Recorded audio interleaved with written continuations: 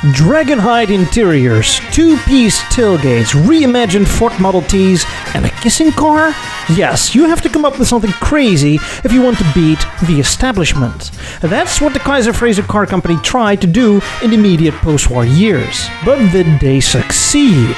Welcome everyone to episode 74 of the Automotive History series, which is about Kaiser-Frazer, that other American car company that was going to beat Detroit.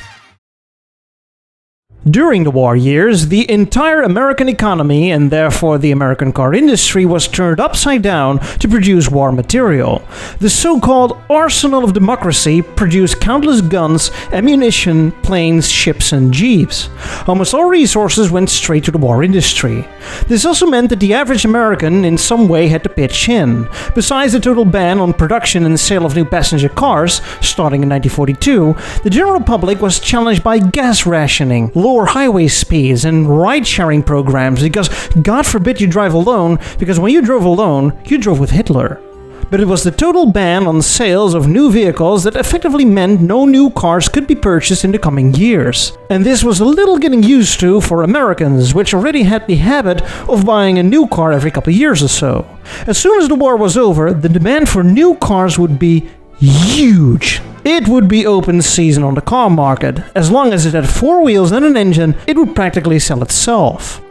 Some individuals already realized this during the mid-war years. As soon as the first signs showed the war wouldn't last all too long, they made plans to start up their own car company in the hopes to be the first on the scene and, most importantly, beat the established car industry. The Big Three: General Motors, the Ford Motor Company, and the Chrysler Corporation. Some tried with revolutionary and advanced vehicles, but others simply tried by coming up with just something modern and good-looking. And this is where our story begins.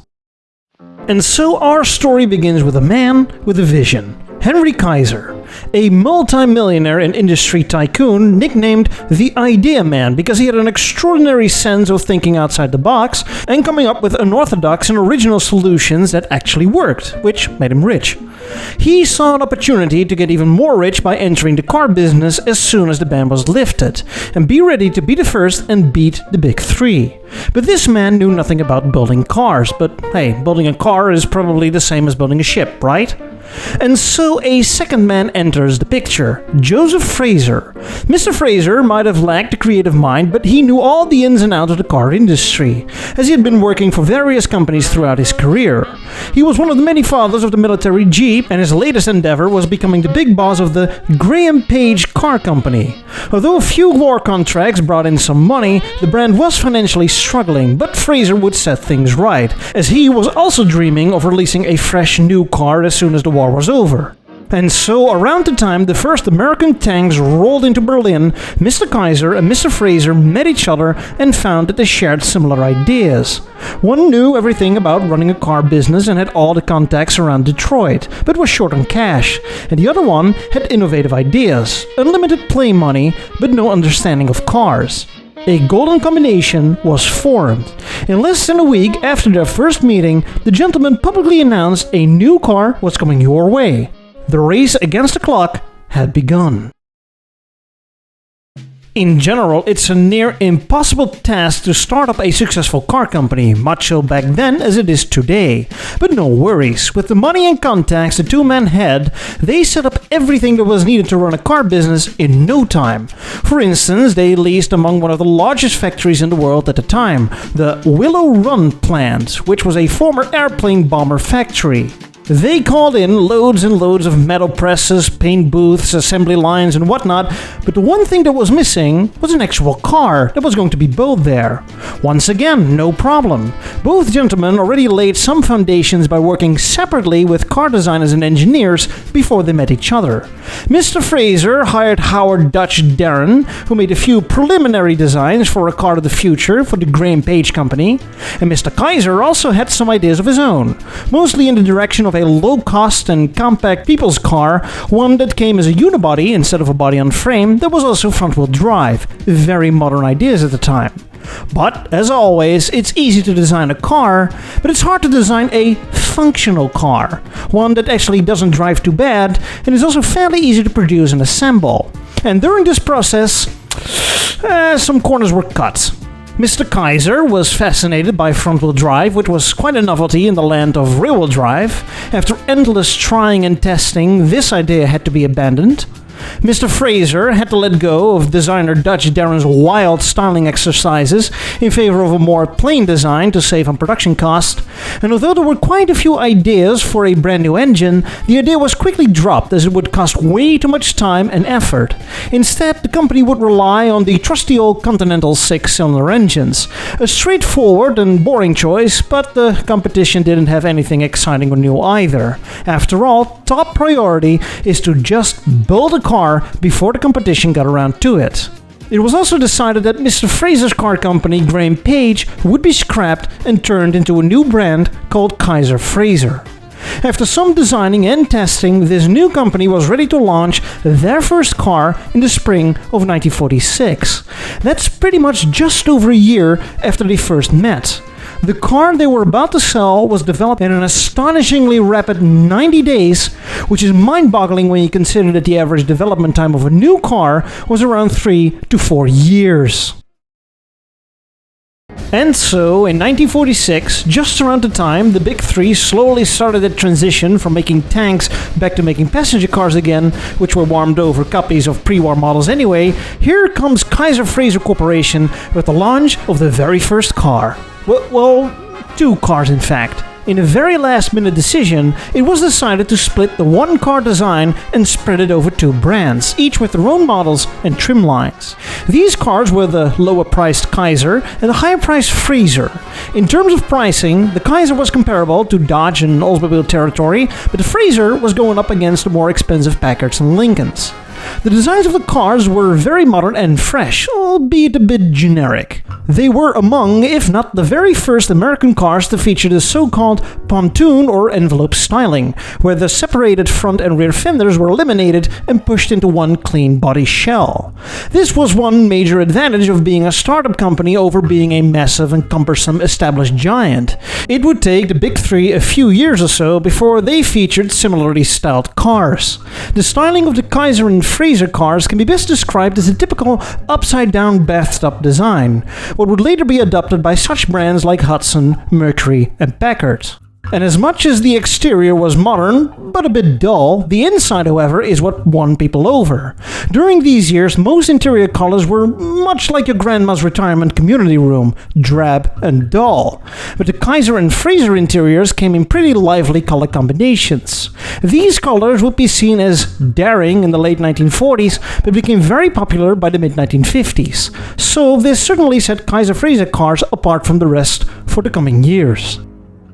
So everything was set. There was a car, there was an assembly line, and there was a huge factory. But what about the materials? In the immediate years after the war, the entire car industry struggled to get back up to speed because of the shortage of practically everything. You'd think that such a small startup company like Kaiser-Frazer would be the last in line to receive goods after everything was already bought up by the Big Three. But here is where once again the magic of Henry Kaiser came around.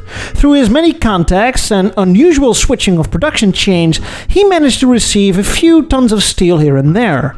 And so the company was seriously up and running, producing over 180,000 cars in 1948. Things were finally looking up. Or were they? The year 1949 rolls around, which turns out to be an important year. Around 1948 and 1949, it's the Big Three that showed that they were no longer sleeping giants. They all came out with restyled models that were on par with Kaiser-Frazer's, and on top of that, came with new features and this new engine called a V8. Whatever that is. Suddenly, the Kaisers and Frazers started losing their edge. Although they were also given a minor refresh, they were getting duller by the minute, and the old Continental 6-cylinder wasn't exactly exciting either. And then there was another thing. The Kaiser-Frazer cars only came as a four-door sedan, lacking any other body style. This led to some internal conflict. Mr. Kaiser, not hampered by any creative limitations, was all about high production numbers. The more cars we build, the more we sell. Mr. Frazer, on the other hand, he knew a thing or two about the car industry and had a different vision. Both men started out with the idea to just be the first and beat the market, and then we'll see where it goes from there. They had no long-term vision or planning. Now, they succeeded in beating the market, but now the market started to beat on them, and they had no plans to keep up. Mr. Frazer suggested to keep the production output low for the coming year and shift the money otherwise needed for that towards research and development. But that was screaming into the void, as Mr. Kaiser was convinced that the only solution to keep up is keeping up production. Seeing this would essentially turn the company into a sinking ship, Mr. Frazer decided to quit and was quietly removed from the company. From here on out, Kaiser-Frazer was just Kaiser. With Frazer out the door, Kaiser continued to do its thing, although they did give some ideas by Frazer some thought. They needed to expand the lineup with different body styles to remain competitive. The first attempt was creating a convertible. Back then, almost all convertibles were based on two-door coupes, which Kaiser didn't have. So what did they do? Try and cut and paste their way through into creating a four-door convertible. This would be one of the few on the market and certainly a unique selling point, but you might ask yourself what you bought exactly. They literally removed the roof and replaced it with a piece of cloth, which led to structural problems. Also, the window frame stayed, so you could have the top down and the windows down, but you were still surrounded by metal frames instead of the complete openness. You know, the defining feature of a convertible. And last but not least, the center pillar between the doors was also removed and replaced by a piece of fixed glass. And then there was the rising popularity of station wagons for families. The big three immediately jumped into it. Although a few design sketches were made that explored what a Kaiser station wagon would look like, there simply wasn't enough money to set up a separate production line. Instead, Kaiser came with a genius compromise. The Traveler and Vagabond. Instead of only having a trunk, the rear end was redesigned to become some sort of a two-piece tailgate. The trunk was bottom hinged and folds down to become a loading tray, bench or table, and a top hatch cut into the greenhouse, which lifted upwards. Through this clever way, you had all the practicality of a station wagon, minus the extra space. One could argue if this isn't an early form of a hatchback. And so now it was time for the next step, entering the small car business. Yes, small cars. In a time and place where cars were only getting bigger each year, Kaiser thought it would be a great idea if they catered to a largely ignored part of the car market, the compact car. They did this by launching a new brand. Mr. Kaiser already applied his last name on the big car brand, so it was time to use his first name on the little car brand, called Henry J. The Henry J was presented as a small and bottom-of-the-barrel economy car with big car styling. According to Mr. Kaiser, it was the Ford Model T for the 1950s, and in essence, it was pretty much a 1920s or 30s car wrapped in a 1950s package. Engines were a Model 6-cylinder and even a 4-cylinder, how European. And you'd be the king of the road if it came with a heater. Initial sales were slow until Mr. Kaiser came up with another genius idea. Instead of going through the pain and sweat and tears of setting up a nationwide dealer network for the car, much like the big three, why not sell the car through existing platforms? Kaiser made a deal with the Sears department store chain. The cars would be renamed or rebadged to become Allstate. And so, fellow men, please don't be surprised that if your wife went out for shopping for new clothes, accidentally comes home with a new car. You know, it can happen. So, we have a leaking convertible, a wannabe station wagon, a compact economy car that no one really cared for, and an aging regular sedan, while trying to fight for every percentage of market share in a market that is for 90% dominated by the big three. This is going great, isn't it? Absolutely, according to Mr. Kaiser, because 1951 marks the year of the first great redesign, and what a redesign it was. The designs that were previously made by designer Dutch Darren for the first post-war Kaisers, but were ignored because of cost-cutting, resurfaced again.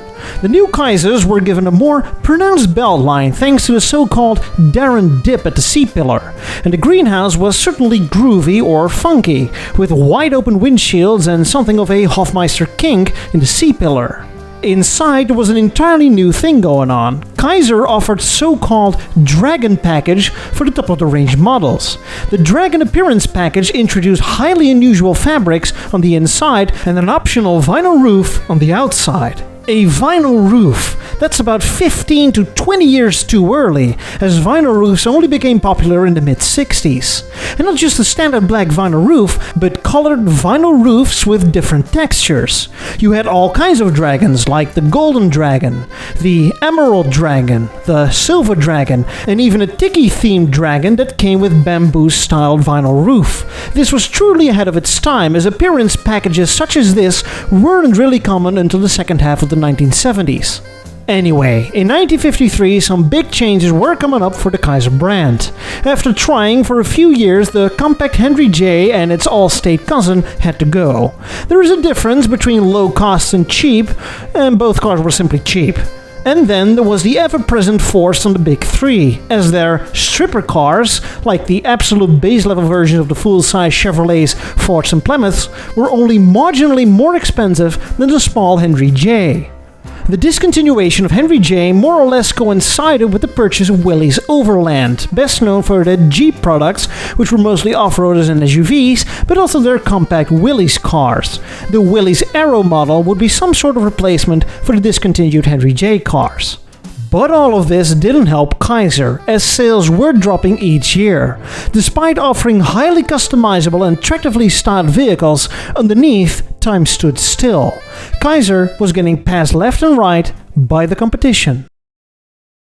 1954 rolls around and Ford found it a great year to lower its car prices. General Motors reacted and a vicious price war had begun, further crushing the independent car makers, including Kaiser. Kaiser celebrated 1954 with a facelift of the regular Kaiser models. The styling became even more pronounced. Much like Buick, Kaiser also featured droopy headlights, and much like Buick, the Kaisers featured a dollar grin grille, which was concave instead of convex. One reason is that the stylists over at Kaiser were more than inspired by the Buick XP300 show car from a few years earlier. The rear end was also reworked with unusually shaped tail lights that were rather blocky and were stretching over the rear fender. Some chrome bridework gave a slight hint of tail fins, and the interior and exterior fabrics and colors were as vibrant as ever. But in an effort and a desperate cry of attention, Kaiser set their sights on the emerging sports car market. Word on the street was that General Motors was working on a sports car for the Chevrolet division, so let's try and beat them, just like we tried to beat them right after the war. Alas, Kaiser's sports car was released right after the release of the Chevrolet Corvette. And this is it, the Kaiser Darren, the car that will always give you a little kiss. Another party trick was the sliding doors. The design came from styling homeboy Dutch Darren, hence the Darren name. Besides all the glitter and glamour, the Darren rode on a Henry J chassis that was otherwise thrown away and still had a gosh darn six-cylinder, making a sleep-inducing 90 horsepower. The car didn't catch on. It was too expensive, too boring to drive, and customers stayed away knowing that Kaiser might not last any longer. And their beliefs were correct. By 1954, Mr. Kaiser came to the conclusion his passion project that started 10 years ago was no match for the crushing force of the Big Three. In 1955, Kaiser Motors closed up shop. Kaiser made the decision to discontinue the Kaiser and Willys cars, but saw a future for the Jeep off-road cars. And Kaiser not only sold cars in the US, but was also active in several other places in the world, including Argentina, where it was given a second lease on life. Over there, Kaiser established Industrias Kaiser Argentina, better known as IKA. The Kaiser cars remained in production over there until the start of the 1960s, and were renamed as the Kaiser Carabellas. Also, the Jeep cars were produced over there. IKA had some close contacts with the Argentine government, so much even a few Kaisers were turned into state limousines. After all, they were among the first to help set up an Argentine car industry. By the start of the 1960s, the company decided to finally enter production of the Kaiser cars and made deals with the Italian Alfa Romeo, French Renault, and eventually that other American independent car maker, American Motors. And with that, our story ends of that other American car maker that certainly beat the big three, but never quite made it. If you want to know more about the Kaiser-Frazer sports car and the many other attempts at making the first American sports car, click the video in the top left. If you want to know more about a similar business venture, the Tucker car, click the video in the bottom left.